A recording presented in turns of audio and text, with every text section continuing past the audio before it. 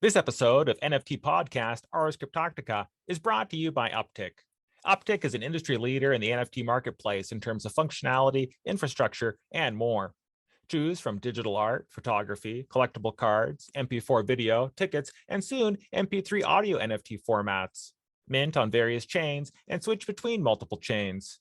Download the NFT mobile marketplace app with built-in wallets or go to upticknft.com and set up an account with the Kepler wallet extension. Also, check out their Telegram and Discord for more details like the current Uptick token testnet, which is live. Whatever your need for NFTs, Uptick has you covered. Hey, BlockMuse, thanks for coming back for episode 31 of Ars Cryptotica. How are you doing?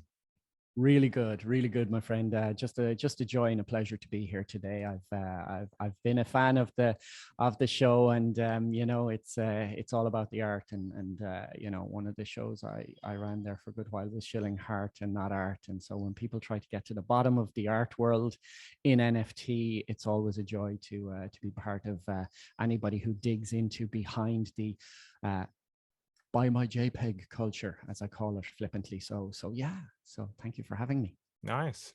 So yeah, I want to talk about your background, talk about SomniumSpace, talk about some other stuff, maybe get some advice off of you. But let's start with the background. So like pre-NFT, what were you doing?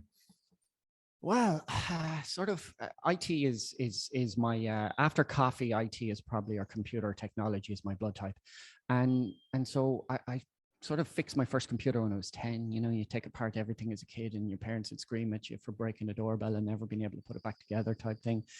I was always exploring computers. My dad grew up in a sort of a working class family, and my dad and mom were both working, and I would have my siblings, I would have been a sort of a responsible parent at the age of 10 nearly. But I fixed my first computer when I was 10. And that was the real defining moment for me. I paid £5 back then to get it fixed the first time. It broke again, and I wasn't paying that sort of money. And I took it apart, and somehow I fixed it. And it was that exploration that really got me going. And so my background, I was always sort of not the heavy academic in the path. So I sort of daydreamed and did poetry as a kid, and then got into the technology and got through some, probably what you'd say in America, technical college in Ireland over here. And so at the age of 19, I was working for the largest IT company in the world at the time. So did about 10 years with them, traveling the world and nice. Catching up on my childhood, which is a dangerous phase with money, I will tell you. And yeah, that was sort of my background leading up into it. So crypto, I've always sort of looked to see what the what's on the horizon, or what's new, or always sort of seeing, oh, that's interesting. And you know, there's only so much fascination you can have. Like, I worked at Intel for a while, about 3.5 years, and I wanted to see how they made the processor out of silicon, you know. And there's only so much fascination with PC architecture one can have before you get absolutely bored stupid about it.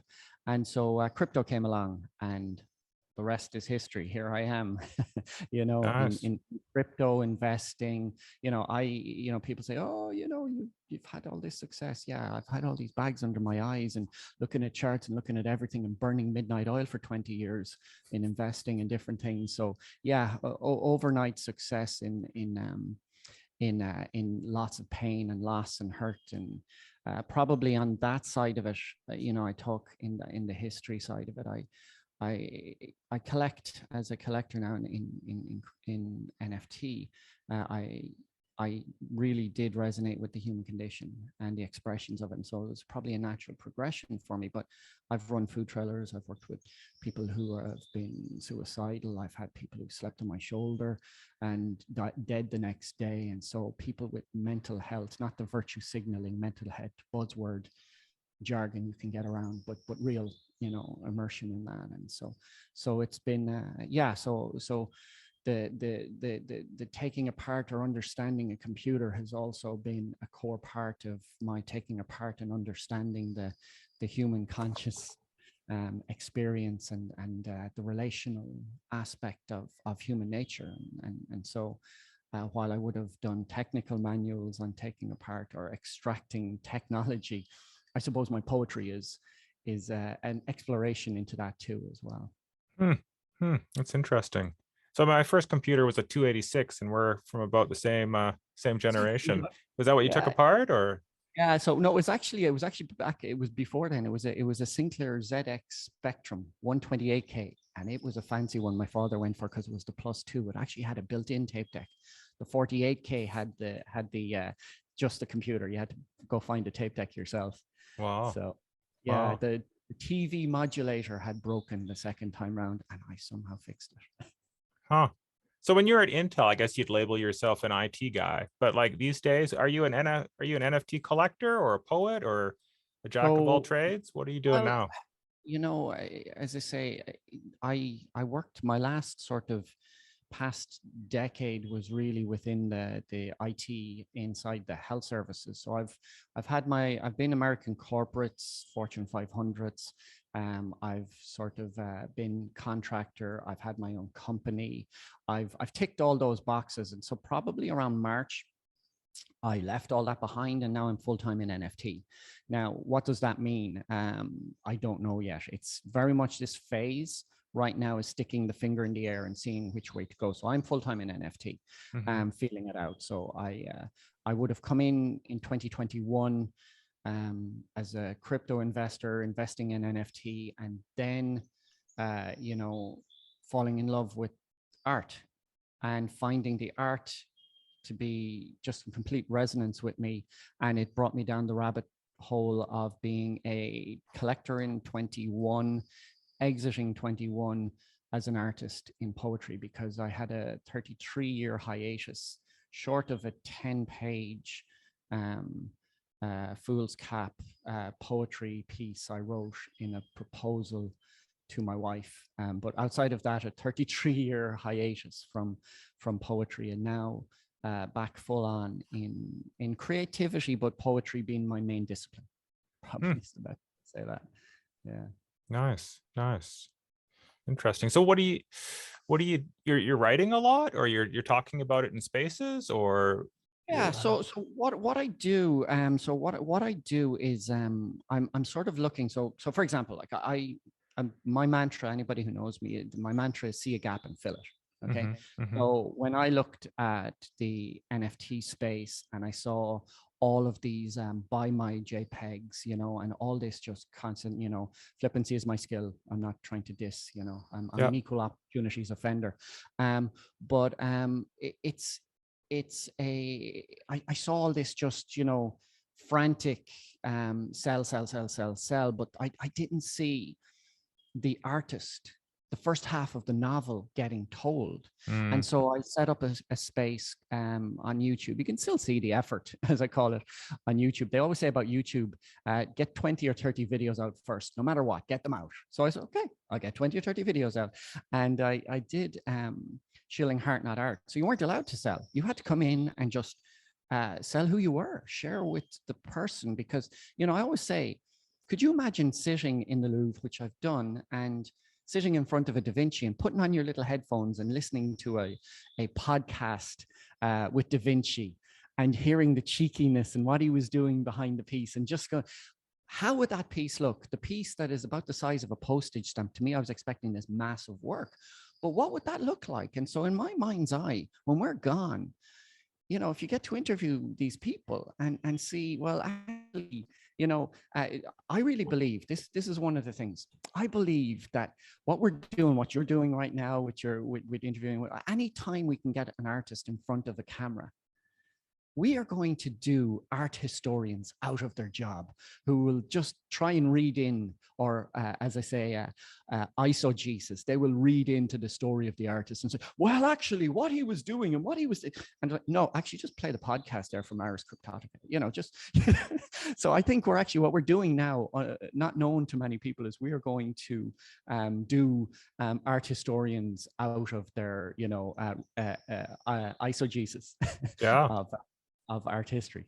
That's great, man. So I hope agree. that answers in a way. So yeah. So for me, it's trying to see. So I'm working towards I have a co-host coming up now. We're going to be doing a daily show. Like I've burned midnight oil. The past year has been sort of American Australian time, as I call it, and just getting immersed in the scene. But now I want to see if I can try and establish a bit more NFT GMT time. So your Eastern Europe, your India, your all of that time zone, and I have a co-host coming who's we're going to do a Monday to Friday show. So we'll pilot it first and see how we do 10:30 a.m. GMT, and we're going to try and sort of fill a lot of those gaps and bring that on and build that up. So that's my next phase of trying to see Yeah. Yeah. So I'm terrible with names. That show is going to be called Shill Heart, Not Art, or no, that was the show. Spaces? That was my first show in that Spaces. So this is going to be a live stream show that is going to be available via podcast. So you never know how things repurpose, but the hope would be some people in America will wake up in the mornings and say, well, we might listen into that. And so I don't know what we're going to call it now. I was like, at the start when I started this idea was like something like NFT or GMT NFT, good morning time, Greenwich Mean Time, NFT. I love playing on words. I don't know what we're gonna call it yet, but so I've been doing a lot of work. I have big touch screens here, 65-inch touch screen. I'm going to be, where you can call up stuff and slide and focus in on art and different things. And so talking with different people, different platforms, and so, yeah. So, and I talk to a lot of people as well. So I move in a lot of different circles, social audio, different groups of people. I'm, clicks. I'm anti-click, but I'm sort of pro. The way you'd use that word might be difficult. People find it different, but tribe, where so you just, being able to build relationships in different groups and then cross-pollinate. So the things I've learned here in the social audio that I'm using, introducing them to NFT and that sort of going on each other's shows and different things like that. So I think that's one of the gaps we need to fill in the NFT world is bringing people along with us in the journey and not getting as cliquish of saying, well, we're here, this is our, I think that's why I brand my brand is a PFP, and yet I'm all about the fine art. We need them all, and that's sort of the one thing I see for successful NFT industry. Yeah. Hey, did you get into any of those PFP projects in the beginning with that investor background, or no? Well, yeah. Well, of course. So what I did, I had a cool cat at one stage. I had a few. You see, for me, it's not so much.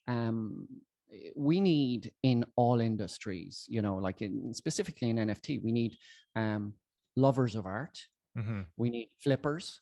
Yeah. We need investors. We need them all. And so if we get cliquish or clannish about them or us or any of this, you miss it.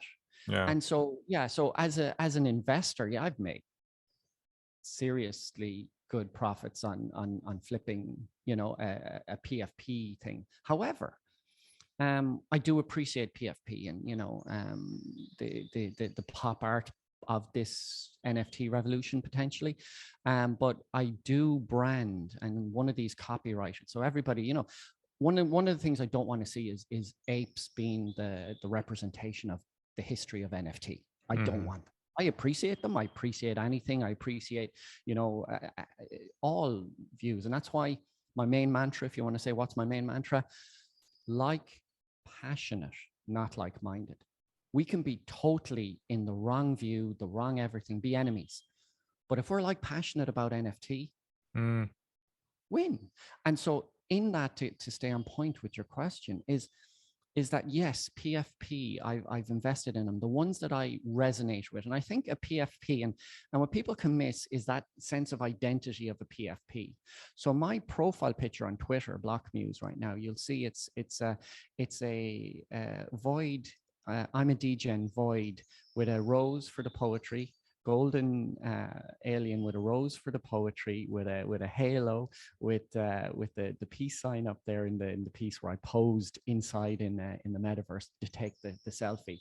That's a fully copyright owned, while it sits in my wallet, 3D modeled avatar in a project, a 10K project of individuals who are just them, right across the board, and who are not out there pumping and pimping, pump and dumps, just quietly doing all these wonderful relationships and building all these things. And so I have a PFP, and right around it is a one-of-one fine art piece that was gifted to me by a fine art calligrapher that's in Indonesia. And so I have representative of, sometimes say, oh, them and us, PFPs and one-of-ones. No, I have the two in that. And in Arabic, it's my Twitter bio, which is a call to people to express from their life's lived learnings, and so yeah. Nice, good stuff. So yeah, you mentioned the metaverse there, and I think I first really got to see what you're doing, through your SomniumSpace account. Why did you choose SomniumSpace, and what have you done there so far? And what are your plans for the future? Well, yeah. So within SomniumSpace, it's it was the real first thing was I saw the voids. So one of the members of the void was wearing this void, like his PFP, and I was like, wow, I love this. And then we got talking, and then I discovered that the I'm a DGen project had their base inside in SomniumSpace. So I went in and looked. And then I did, anything I jump into, I don't sort of go, aha, FOMO. But I did my research, and people were saying, oh, why did you jump into SomniumSpace? What about these? What about that? And all these other metaverses. And I says, well, SomniumSpace, the one that's partnered up with the Tesla suit and is working on cutting edge virtual reality technology and all of that. Oh, I don't know. And so, no, for me, so that's my technical side. So right now, now there are some great challengers coming up. I love spatial right now. I love what they're doing. I love the communal side of it and what they're bringing. So I use spatial as well. But SomniumSpace in the VR, in the metaverse, in the plots of land. To wind it back a bit, I've what a lot of people don't know about me is very early on, like I'm actually with a platform who one of the earlier platforms that came in. They've invited me to a space on Tuesday, and the Terra Virtua is their name. They really haven't broken through in the fine art like I was hoping. I wrote an article about them last year, but Terra Virtua have we were talking Spectrum earlier on. The co-founder there, he was part of the Robocop software and all of those art things when we were growing up. All of those games from Ocean, if you remember. So very good context and good caliber in the group. But I'm with them on Tuesday. I'm going to be there with most of the sales, the art sales crew and the art division, just in an open mic. And they had some really good PFPs and 3D modeled pieces that anybody knows anything about. Like, so I'm the only holder of the collection, for example, of Legendary Movie Company 3D modeled the full set, because I have the one-of-one of the Mechagodzilla. You're in Japan. You know how big it is there. Yeah. I know as well how big it is. And so my picture, when I was investing in these, when I completed the set of these 3D modeled, right away my brain goes way down to the end to having these 3D modeled avatars in a big virtual gallery and being the only one, and people can come in and experience that. What will that look like? So that's the way my brain works. And so joining up different bits and saying, well, who's cutting edge, who's doing what? And SomniumSpace are the ones pushing it. Yeah, do they get things right? No, every project, if you want to be on the sidelines in these projects, attacking, or as we call them in Ireland, ditch hurlers, the amount of people who waste their energy giving out when they could use just a fraction of it.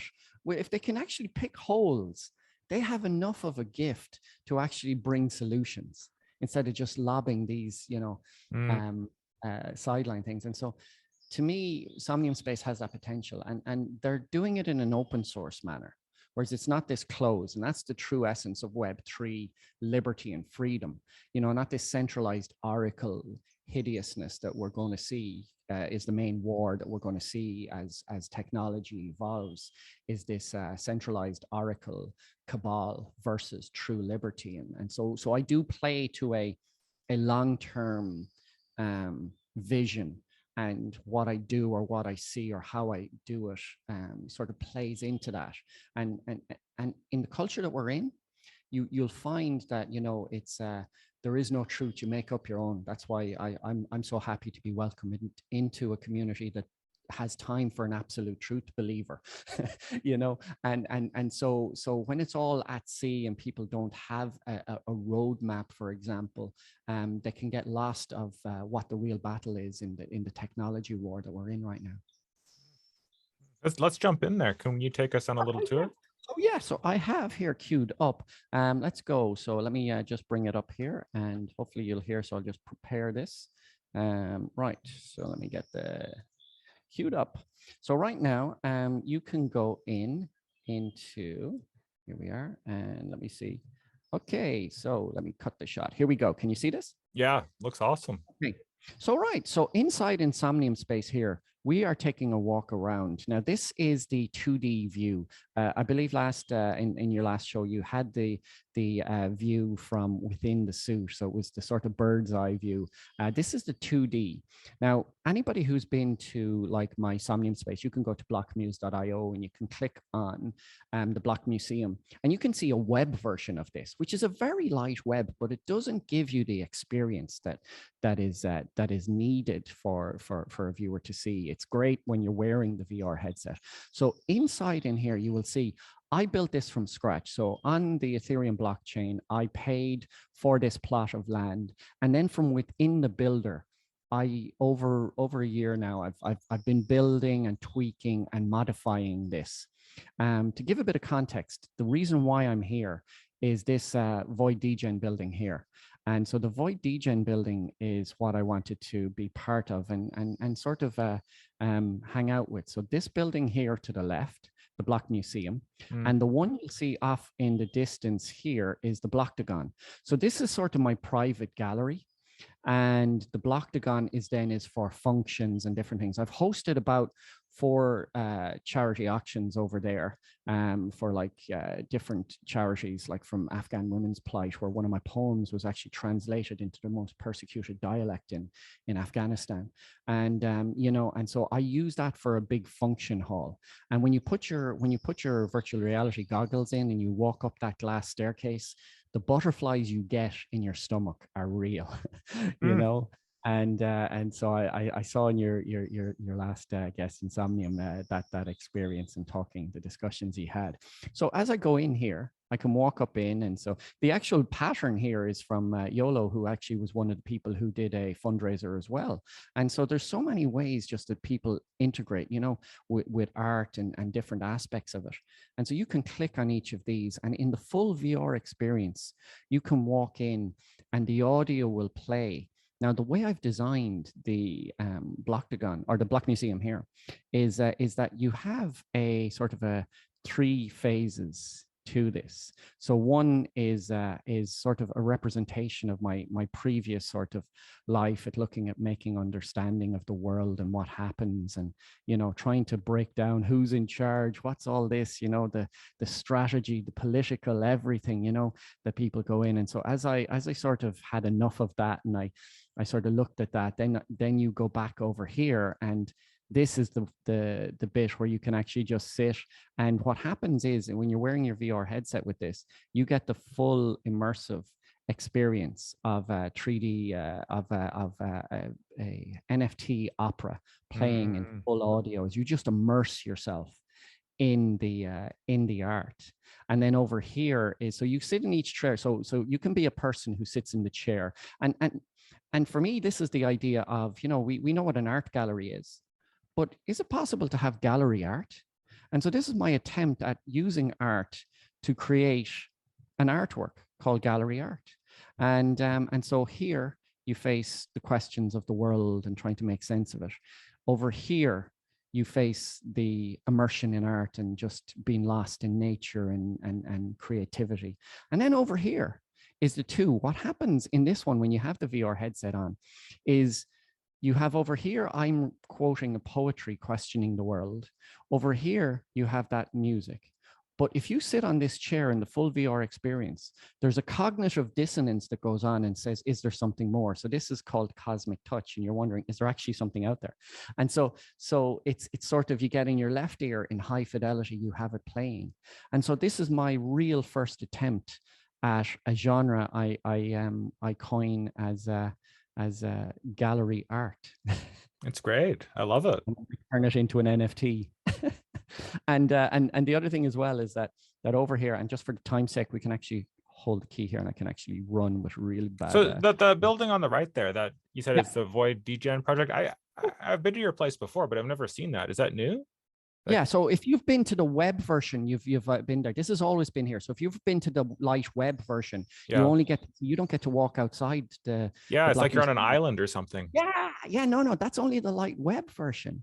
And so this is the fully immersive. You have to go to SomniumSpace.com for free or Steam, and you download the full client for free, and you can walk around on your PC. You don't even have to have a VR headset, but you can walk around for free all of these places, you know. And so as they build the ecosystem, as it goes in, you can do a lot more, you know. And so you can experience just walking around for hours in different places and seeing what people have built. Wow. You know. And so this is the main function hall here for the Block Museum. So I've just put a few of my collection and other pieces here up here, just showcasing, and I'm just sort of playing around because I'm going to rebuild this now. I am going to rebuild the Blocktagon inside of a Google package with a VR headset, because I'm not a 3D developer, but I'm going to redesign it as a file inside in Google Blocks, where you can actually catch all the polygons and pull out the pieces and build with your own hand and download it and then upload it into Somnium. So I'm going to redesign this space as in Google Blocks and give it a go. So here, if I stand up here, you can actually talk in the mic, and it's heard in full audio in the whole building. So in one of the charity auctions I had, we had Nifty Sax playing from Germany in high audio inside in here while the auction was going on in high fidelity. He was playing That's awesome. jazz and abstract sounds in it. It was wonderful. But when you have your headset on here, the butterflies in your stomach as you're going up this glass staircase, it's palpable. It's amazing. So how do you build those things? So you have a builder. So you get a builder within the software package. And for anybody who wants to try, you don't have to pay, you know, what can be high fees for a land. You can rent a piece of land as well, in SomniumSpace. But you can use this builder. It's like a PC builder. It's effectively a builder. And is it like Minecraft, or I can't imagine. A bit like, yeah. So like that pillar, I can take that pillar inside in the builder, and I can just put it on there, and I can make it taller. I can take trees. I can take 8 walls. This is a very basic build, this one. The Block Museum was a bit more challenging, but this is just a basic build. And that's why I want to make a really fancy one. You see, what happens is you have so many credits to build. So this is an extra large parcel. And so you've X amount of credits to build. And so if I can put, as opposed to 8 separate walls, if I build one piece with 1 wall, that's 1 credit. So if I build an 8-sided building, for example, as 1 piece, so I can fit more art, I can do more things, put in more high fidelity audio, more lighting.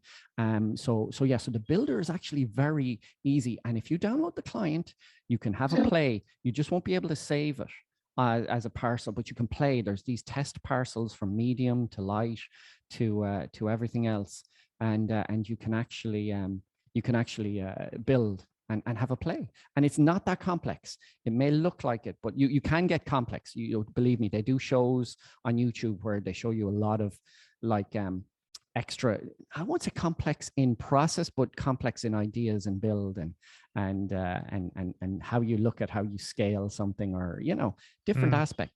right down to uploading your own 3D material as well. So it sounds like when you buy the plot, then you get an X amount of credits to build. Is that right? Yeah, so a medium will be a certain size, an extra large will be a certain size. So I have squeezed, for example, everything out of, there is not one credit left for me to be able to do in the Block Museum. So this building that you see here that I have, the Block Museum, is there's no space left. So what I did was I actually built the walls. So I had windows in that originally, and each window had so many credits, and I was like, no, I can't do that. But for certain friends of mine, not naming any, Marianne, I put glass on the outside so that in the web version you would have walked in, you'll see there's sort of, probably you can't see the tint, you can see a little tint there now, is there's the glass is in the web version so people don't fall off the stage. So you can actually walk here, but you can't walk off it. So I have glass right now protecting people so they don't fall off. So I'm trying to make it accessible to people who use the web version or the light version. And a lot of people aren't able to use the keys properly. Oh, is that the audio just came in? Yeah. It is. It's a while to load. Here it is. So there we go. So you can hear the audio kick in there a bit. There we go. And you can hear the Rose, which is an opera piece that I had playing, and as you move, it'll actually move as well in high fidelity. So if you're facing away, and you can hear a full-blown opera, and then if you go over here, you'll hear possibly my poetry kick in. But nonetheless, yeah, it is. It's sort of like, so thinking. So even the idea of accessibility for people who are technically challenged. Do you hear that piece? Yeah. That there is Nifty Sax. That's his piece, one of his pieces playing as you walk out the door. That's awesome, man. And that was playing in high fidelity when we were doing the audio. He was playing it live. So yeah, so it's only limited. We are only limited by what we can do. So can you buy more credits if you run out? No, you see, because here's the thing. Here's the reason, and there's a technical reason for it, is that SomniumSpace have to have these parcels load. So if I walk down the road, a building has to load on your software. It has to come down through your broadband. It has to be populated in so you can actually interact with it. So if you go over that, what happens is the building loading time takes too long. And so there's only so much. Now that'll develop, it'll evolve. I'm sure that'll change over time. I'm not speaking on behalf of the company, but as technology evolves, we see it even in NFTs, that you can upload higher grade NFTs now with certain platforms based on the development of the technology. And so it takes a while. So yeah, so it's not so much just even the credits, the space on the servers, the other things, but the load time for the experience for people who are immersed in these metaverse experiences, Nice. Okay, I think that's all I've got for SomniumSpace. Or maybe one more question. How are you going to make this profitable? In the future, are people going to pay to get in, or is this just a hobby?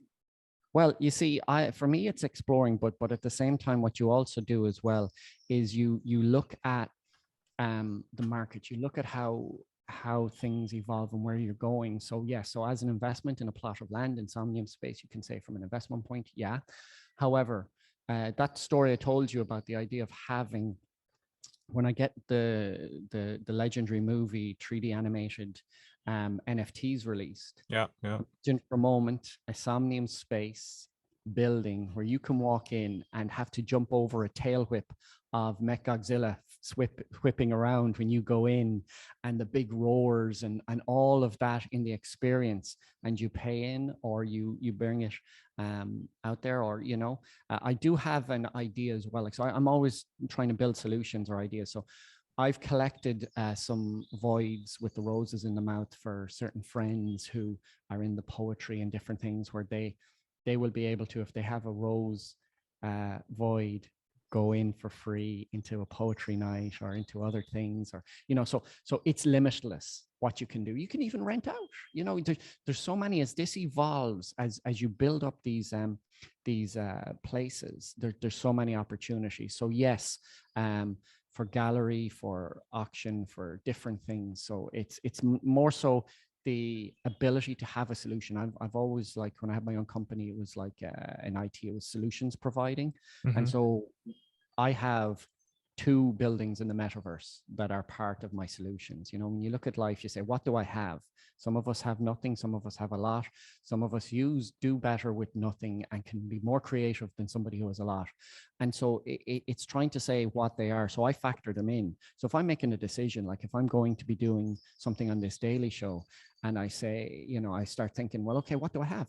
Well, I have a function hall. I have the Blocktagon. I can bring a showcase of certain artists to do something for a function or something, or so you're interviewing somebody. And in a drop of a hat, you say, can we do a promotional showcase of your charity? And I want to roll in behind this and hang your art in that.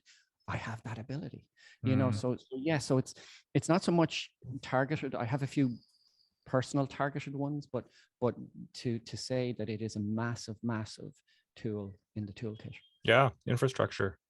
Yeah, cool.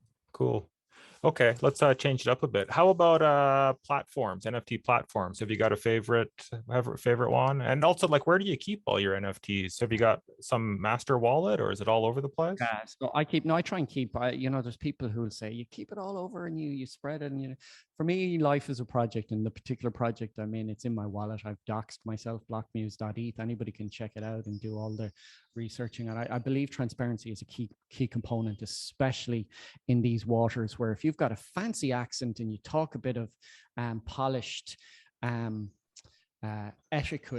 eloquence, should I say, you know, the amount of people who flock to these, it hurts me. And I've come to a point of thinking that, you know, you can only help so many people. But so doxing myself, doxing my address, my wallet, digital wallet, get yourself, anybody listening, please get yourself a digital hardware wallet to protect. So I keep it all centered in a doxed address, but I use a lot of different technology to you know, virtualize and different things. You know, there's ways that you can scale and protect as best you can. You know, we've seen so many attacks and different things go on, but yeah, that's where I do it, and I keep it in the one. On the platform side, I love the underdog. You know, we were talking there, SomniumSpace, they're leading in the technology, but they're going open source. They're making it open source. So they're not locking in. So if you're even a top dog or an underdog, like the platform where most of my art is on KnownOrigin. Now, I'm all about the technology. I'm all about the interface. I'm all about the approach, the pitch, the presentation.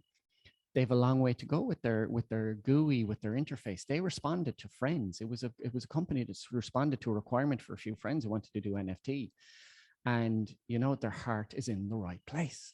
I'm happy. I am. You know, I went after them. I says, I love this. I love their attitude. Are they the best platform? Are they the polished? No, good community, good heart. They're willing to learn. They go and they do all of it. Yeah. I want some place to be able to have to put my art as a place of reference. I always say, just to put that in context, I always say there's two. I'm a roots guy. What's behind all of it? And so in art and in fine art and in the discussions, I'm hyper conscious. If you need to put food on the table, you need to put food on the table. If you can do a fine art high discussion and about different things and talk all, you know, you want to do about that, that's fine. But so in the context of, if you can and you're able to, that I realize that that's the position I'm talking from.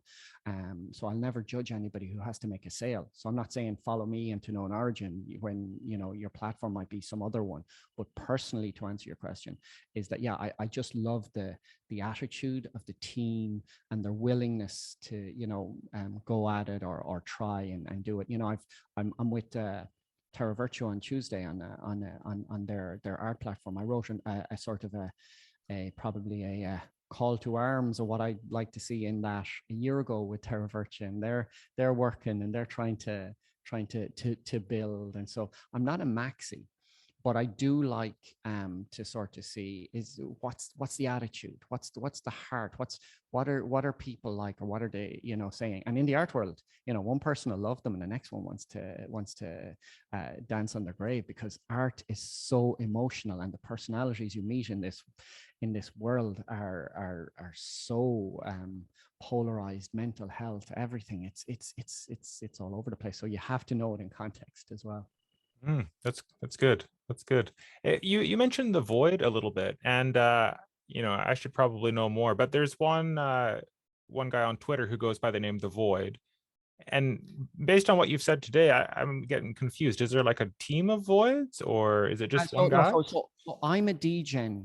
Uh-huh. I'm a DGen.com, I think is the website. You can go there, and it's a 10K project, Okay. right?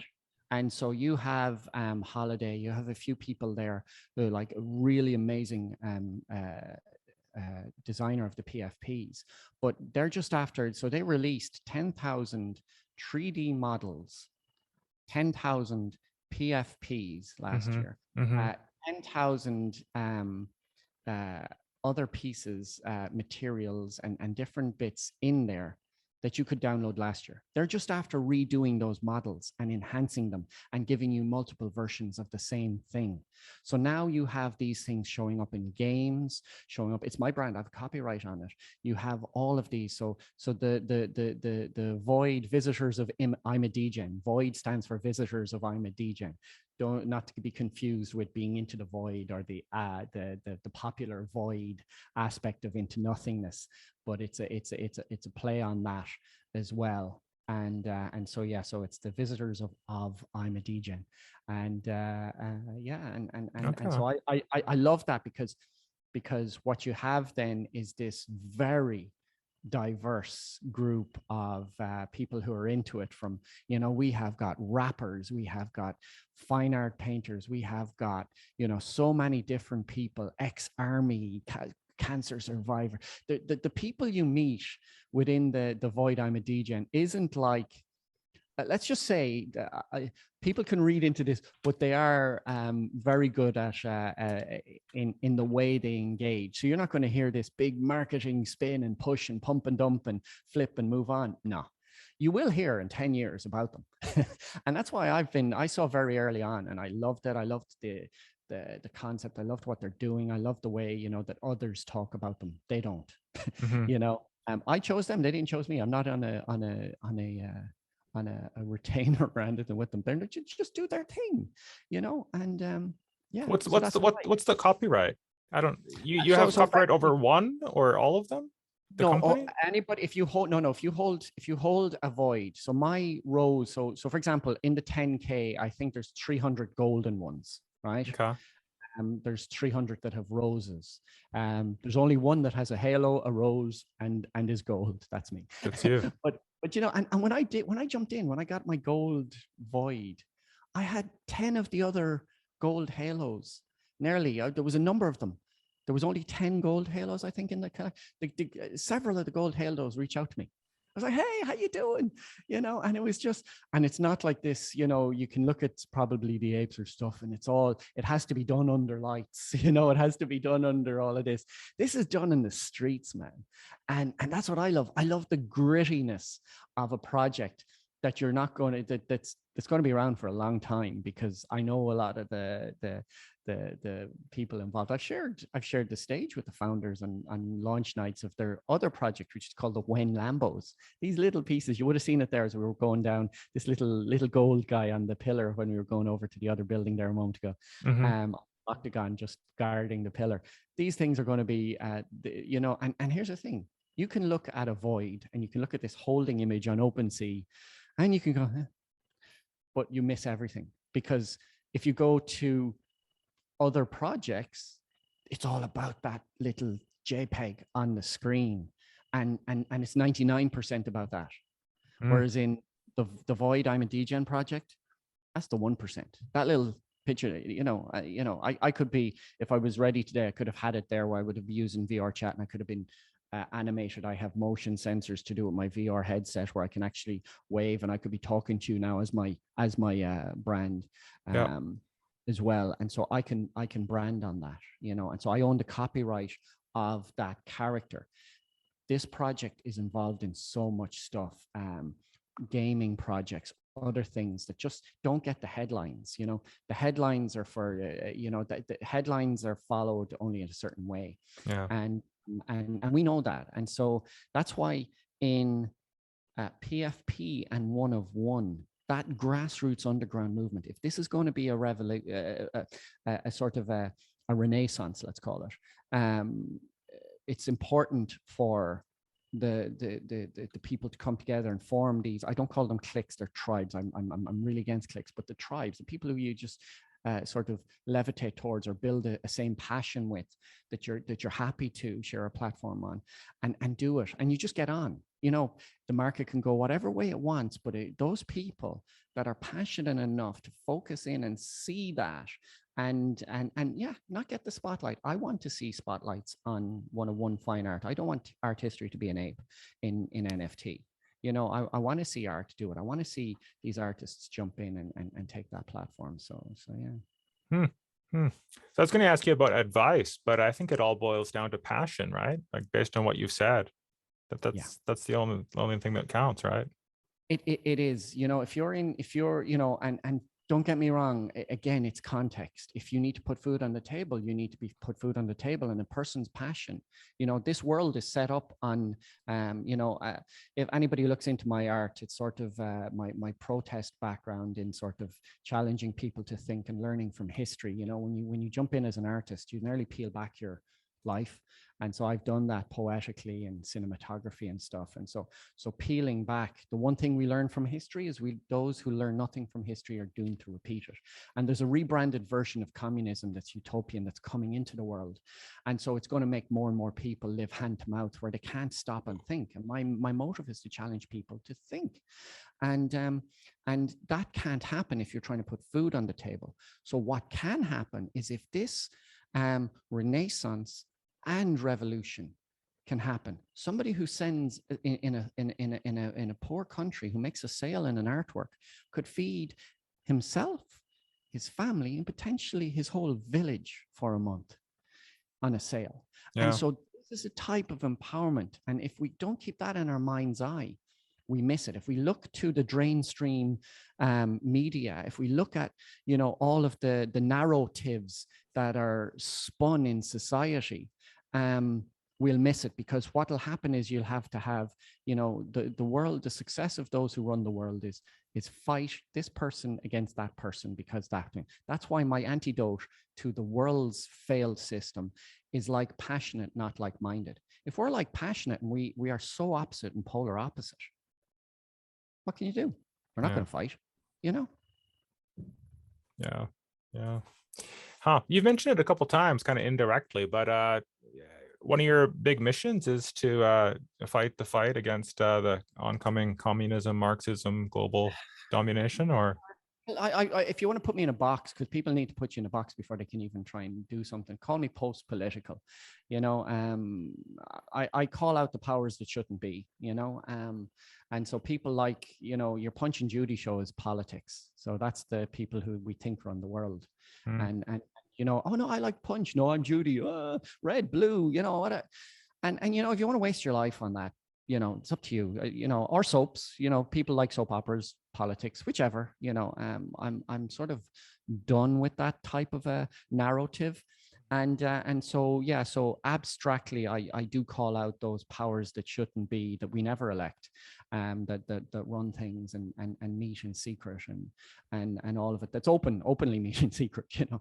I mean, so yeah, and so that's why my modus is to share that like passionate, not like minded. Could we share a stage with somebody that we so detest of what they stand for, and sharpen our tools so much to be able to show that person to be an idiot, verbally, intellectually, learnedly? You know, if we hand off our intellect to others to tell us, no, we need to ban all these people, no good, you know, you end up with 1984.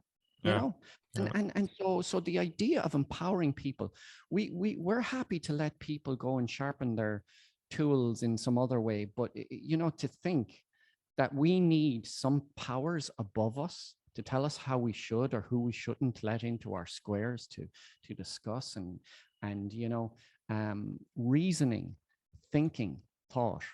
It's a core component. That's why I am the muse of the blockchain, not to get you to agree with me, but to challenge people to think.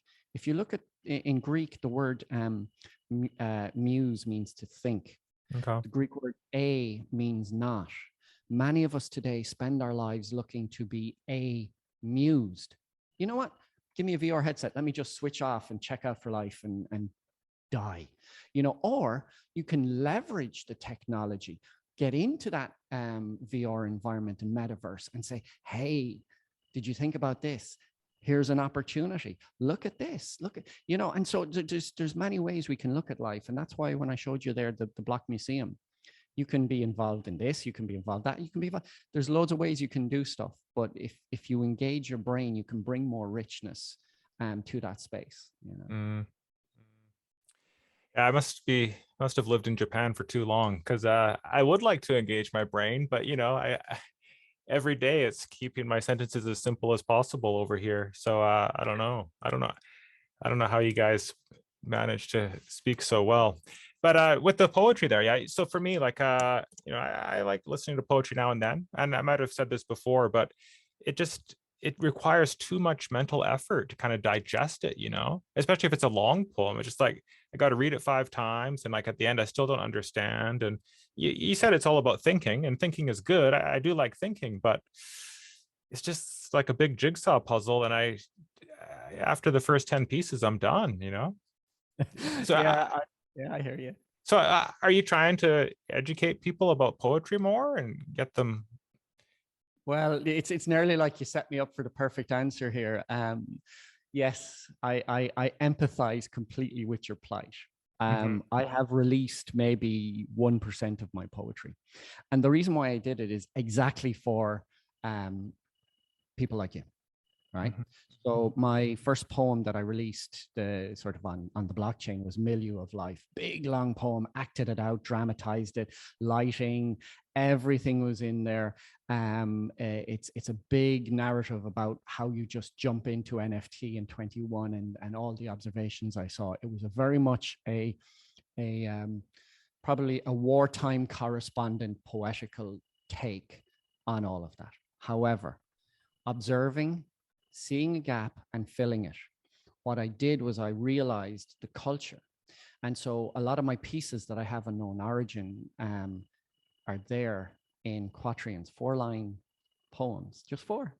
And because we're in a Netflix, YouTube short, low attention span, I have done the cinematography to expound on that and bring people with me on the journey to get them to be attracted to that poetry. Now it's hard hitting sort of thinking pieces because I don't want to just go, oh, look at all the flowers, and, you know, no, I'm like, hey, you know, and so it is pointed in an effort to challenge people. So there is a bit of visceral thought in there.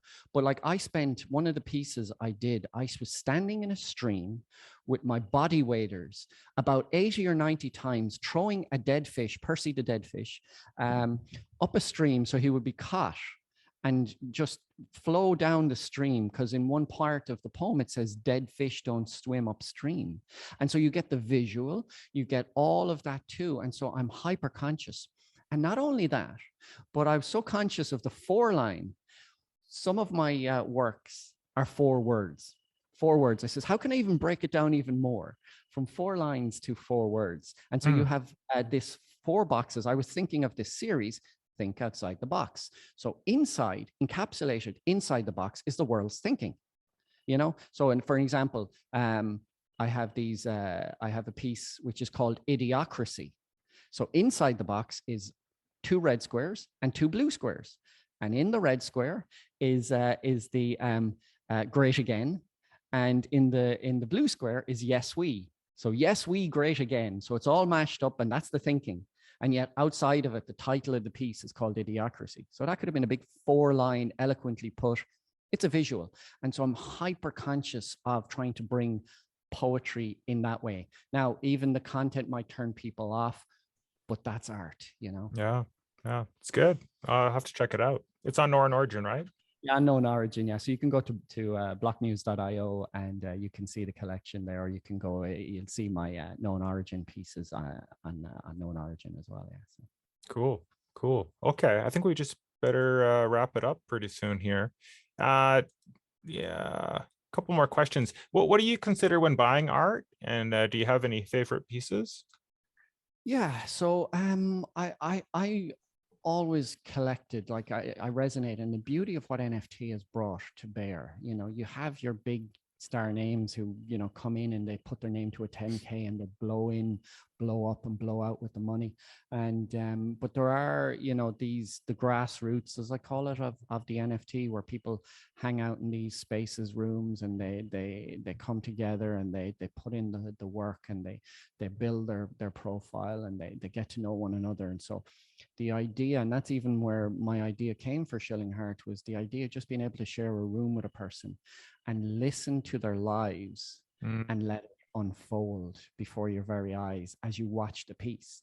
So I've purchased pieces where I was actually listening to the artist just talk and share who they were and the resonance and seeing it. And so yeah, a lot of my pieces that I've collected are based on that human condition or expression. Now you can say all art is an expression. You can say anything you like in the art world, but yeah. So I like the immersion in the piece, and does it resonate? Is it dialogical? Does it speak that, and does it resonate, and does it, and that's sort of the driving force behind what I collect. I do also collect, like, as I say, based on something where I might see this will actually go good in the gallery, or in a piece if you walk past a piece. So visual or aesthetic sometimes I play in if I collect a piece, like an architecture piece or something, you know. You've got a lot of Art for Anarchists pieces. What's your favorite piece from him? Well, there's two ways. There's two ways that I can show. Let me actually see here. Let me call up a piece here if I can. Boom. So no, let me get to there. Let me change out. There we go. So here's one of my favorite pieces from art. You know, a lot of artists who I get to know have lots of struggles in life, and you know, for me, this is a defining piece. You know, can I guess which ones are masterpieces? History will do that. So really, in an answer for me personally, you know, I like pieces that are monuments to moments, or, you know, particularly have a sort of resonance. And I won't go into what it stands for. I don't know if he's released what it stands for to him, but the FOA means something to me particularly that I won't go into. But just so far as a piece, it resonates with me. It resonates in that sort of rising up from chaos. So many things that you can go, but again, a lot of the work is left to interpretation. And so even for the viewer, I would leave that work to interpretation too, along with you know, with it. And so yeah, so I've a lot of artists that I would have built relationships with or come close to. Their creativity comes from, you know, chaos or heavy backstories. Marianne Chisholm, who's a great friend of mine and artist in this place, came from captivity in prison, and her art spoke from it. And so quite often we find a lot of the great art comes from a lot of bad and hard or tough stories in the background, you know. And so yeah, so that's probably my favorite personal one. I could give you guesses at other pieces that I've collected that I say, yeah, time's going to just show that one's going to be one of the big ones. Nice, awesome. Okay, is there anything else you want to talk about, BlockMuse? No, the only thing, as I say, is yeah, just to encourage anybody who's watching to be you, and to break out in your creativity, and not let you know, the corporatism and the, oh, you should have this scarcity or that, or the, you know, I would say I shared it there the other day, and I just says, you know, you be you. Whatever way you want to go. If you want to do some tight marketing or whatever, fine, do it. But if you want to express or explore, we don't get to choose the masterpieces. History does. And so, you know, just break out and be creative. And, you know, if you're thinking what other people think, you know, you're going to think your own way out of what could be, you know, one of the most amazing experiences of your life. And it's so much, you know, regretting not than regretting doing. You know, when we come to the end of our lives, the regret for not doing something far outweighs doing something and failing. Like one of the books, like I thought I was going to be writing a book because I do have a backstory. I've spent 10 years in a cult, not going there. But I missed that one. But I wanted to write a book because I believe that you can't tell people don't do this, don't do that. So if you tell your story and it's actually people say, I was on that path, I better rethink. I think that's a better way. And so, you know, that's why, as I say, there's a great opportunity here. Don't miss it. That's great. Okay. Thanks a lot, BlockMuse. Hope you come on again sometime. Pleasure. My pleasure. Thank you for having me. Take care. Cheers.